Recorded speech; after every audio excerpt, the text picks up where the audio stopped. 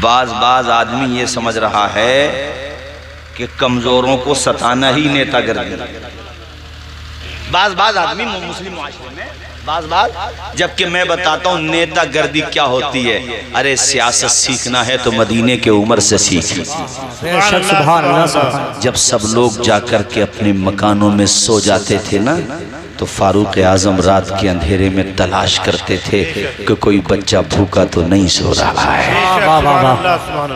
ایک دن خود ہیں، ساتھ میں ان کے خادم نوکر، ان کا نام ہے سالم، دونوں ساتھ ہیں، جا رہے ہیں۔ ایک مکان کے پاس سے گزرے تو اس سے دھواں اٹھ رہا تھا۔ آپ نے سوچا ہو سکتا ہے کھانا لیٹ ہو گیا ہو، عشاء کے بعد کی بات ہے، یہ ہو سکتا ہے کھانا لیٹ ہو گیا ہو، بنا رہے ہوں گے کھانا ابھی۔ بعد میں واپس آئے، کافی دیر کے بعد گشت کرتے تھے نا وہ گلیوں کا، بعد میں واپس آئے تو دیکھا پھر بھی دھواں اٹھ رہا ہے۔ دروازہ کھٹکھٹایا، اندر سے دروازہ کھلا، ایک ضعیفہ سامنے کھڑی ہے۔ آپ نے کہا بوڑھی یہ بتا اس وقت تو کھانا بنا رہی ہے؟ اتنا کہا تو اس کی آنکھوں سے آنسو آ گئے، وہ رونے لگی، آپ دیدہ ہو گئی۔ آپ نے فرمایا ضعیفہ روتی کیوں ہے؟ کہ میں اپنی جان کو نہیں عمر کی جان کو رو رہی ہوں۔ وہ کیسا حکمراں ہے ہمارا، اسے یہ بھی نہیں پتا میرے گھر میں فاقہ ہو گیا، اس نے پوچھا تک نہیں آ کر کے کہ پوری بات بتا۔ کہ بات یہ ہے میرے بچے چھوٹے چھوٹے ہیں، گھر میں کھانا نہیں تھا، وہ بار بار مجھ سے کھانا مانگ رہے تھے، تو میں نے ان کی تسلی کے لیے، دل بہلانے کے لیے ایسے ہی پانی بھر کر کے اس میں پتھر رکھے یا کوئی چیز رکھ دی اور اوپر سے دیگچی بند کر کے نیچے سے آگ جلا دی۔ میرے بچے بلک بلک کے سو جاتے ہیں، لیکن جب وہ دیکھتے ہیں نا کہ دیگچی چولہے پہ چڑی ہوئی ہے تو میرے بچوں کو تسلی آ جاتی ہے کہ کھانا بن رہا ہے۔ وہ مجھ سے کہتے ہیں ماں کتنی دیر میں کھانا بنے گا؟ میں کہہ دیتی ہوں بیٹا کچھ ہی دیر میں بن جائے گا، آپ آرام کر لو۔ اتنا سنا دل پہ ایک چوٹ لگی، دیدہ تر سے دیکھا، آسماں کو بڑی حسرت کی نظر سے دیکھا، رونے لگے فاروق اعظم۔ کہا ضعیفہ تو فکر نہ کر، میں تیرے راشن کا انتظام کر کے ابھی لاتا ہوں۔ حضرت فاروق اعظم بیت المال جاتے ہیں جہاں پر راشن رکھا ہوا ہے، آپ نے کچھ سامان الگ الگ اکٹھا کر کے اور جناب والا تیل کا کنستر لیا، ساتھ میں کچھ راشن جو وغیرہ جو کا آٹا اور بھی باقی ساز و سامان، پورا پیکٹ بن گیا۔ جب پیکٹ بن گیا تو آدھی دنیا پہ حکمرانی کرنے والا عمر اپنے کاندھوں پہ وہ اٹھا لیتا ہے، ساتھ میں جو نوکر ہے وہ قدم پکڑ کے رونے لگتا ہے، کہتا ہے عمر اتنا شرمندہ نہ کرو، میں غلام ہوں تمہارا، میں لے کر کے چلوں گا۔ یہ کیا بات ہوئی کہ آپ خود ہی بوجھ اٹھا رہے ہیں؟ حضرت عمر نے آپ دیدہ ہو کر کے کہا میرے خادم عمر کے بازو اتنے کمزور نہیں ہوئے ہیں جو اتنا سا بوجھ نہ اٹھا سکیں، اور سنو قیامت کے دن سب کو اپنا بوجھ اٹھانا ہوگا، میں یہ وزن خود لے کر کے جایا ہوں۔ وہ بوڑھی اگر میری وجہ سے روئی ہے، میری ذمہ داری ہے اس کو میں ہی ہنسا کر کے آؤں گا۔ اے کرسیوں پہ بیٹھنے والے حکمرانوں، اے تخت و تاج پر حکومت کرنے والوں حکمرانوں، کبھی کبھی فاروق اعظم کی سیرت پڑھا کرو، ان کی جیونی پڑھا کرو۔ مجھے یاد آتا ہے 4 یا 5 سال پہلے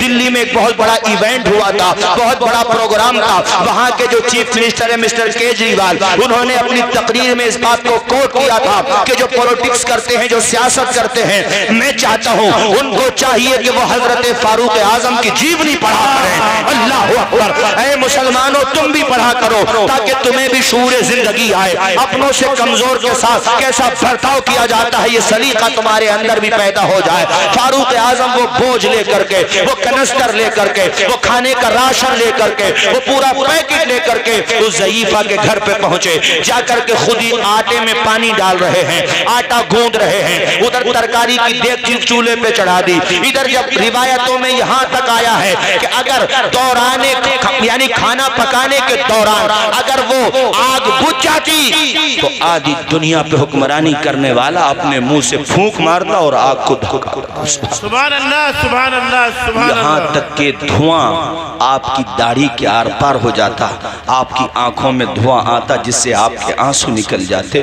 وہ ضعیفہ دور کھڑی، اس کی آنکھوں میں آنسو آ گئے۔ یہ کیسا بندہ ہے رات کی تنہائی میں آ کر کے ہماری مدد کر رہا ہے، یہ کیسی پرسنالٹی ہے کہ دنیا سو رہی ہے مگر میرے غریب بچوں کو کھانا کھلا کھلانے کا انتظام کر رہا ہے۔ وہ ضعیفہ روتے روتے کہتی ہے اے بیٹا تو ہے کون؟ تیرا نام کیا ہے؟ تیری پہچان کیا ہے؟ آپ نے کہا ضعیفہ آپ بیٹھی رہو، میں تمہارے بچوں کو کھانا کھلا کر کے جاؤں گا۔ کھانا تیار ہو گیا، وقت کافی تیزی سے آگے بڑھ رہا تھا، یہاں تک کہ آپ نے بچوں کو اٹھایا، اس کے بعد سارے بچوں کو دسترخوان پہ بچھا دیا۔ بٹھانے کے بعد کہا بچوں لو میرے ہاتھ سے کھانا کھاؤ۔ کھانا بھی کھلا رہے ہیں، بچوں کو ہنسا بھی رہے ہیں، اور اپنے نوکر سے کہتے ہیں سالم جتنا یہ بچے روئے ہیں نا اتنا ہی میں ان کو ہنسا کر کے جاؤں گا۔ اللہ اکبر، کھانا کھا چکے۔ آپ نے کہا ضعیفہ تم بھی کھا لو۔ وہ ضعیفہ کھانا کھانے بیٹھی ہے۔ کھانا کھانے کے بعد جب وہ فارغ ہو گئی تو ضعیفہ نے ہاتھوں کو اٹھا دیا، ہاتھ اٹھا کر کے کہتی ہے ضعیفہ اے اللہ تو مسلمانوں کا حکمران اس بیٹے کو بنا دے۔ اے میرے مولا ہمارا حکمران تو ایسا ہونا چاہیے جیسا یہ حکمران ہے، کیسا پیارا بندہ ہے یہ، کیسا اچھا بندہ ہے یہ۔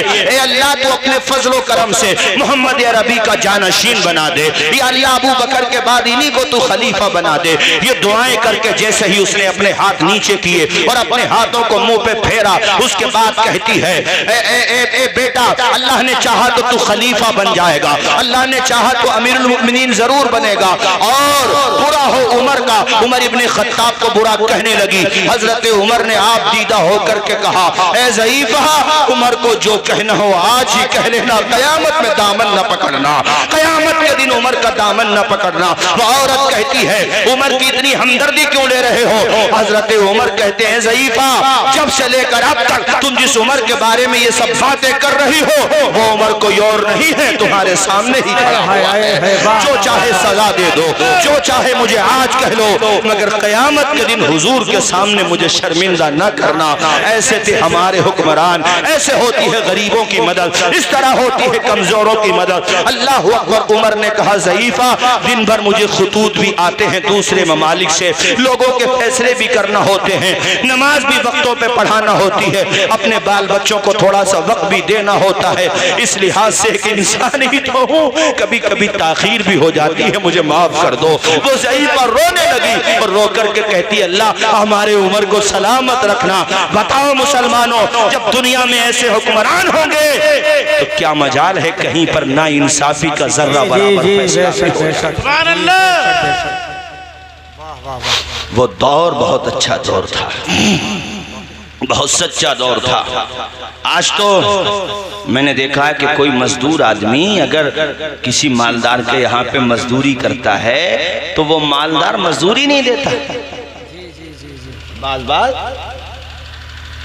حضور نے فرمایا مزدور کی مزدوری پسینہ خشک ہونے سے پہلے دے۔ سبحان اللہ سبحان اللہ۔ تیرے سارے خرچے ہو رہے ہیں پورے، مزدور کو مزدوری نہیں دے گا، اسے کیوں پریشان کر رہا بھائی؟ اس کے بال بچے نہیں ہیں۔ اور مزدوروں تم پہ کبھی کوئی پریشانی آ جائے، فاقے ہو جایا کرے نا تو امیروں کی بلڈنگیں دیکھ کے دل تھوڑا مت کیا کرو، اور یہ مت کہا کرو ہماری قسمت خراب ہے۔ جس کے دل میں ایمان کی دولت ہے اس سے اچھی قسمت کس کی ہو سکتی ہے؟ مسلمان کی زبان پہ تو یہ جملہ آنا بھی نہیں چاہیے۔ فاقے ہو جائیں تو تب بھی سجدے شکر ادا کرو اور کہو یا اللہ تیرا شکر ہے تو جس حال میں رکھے، فاقے کرنا بھی میرے حضور کی سنت ہے۔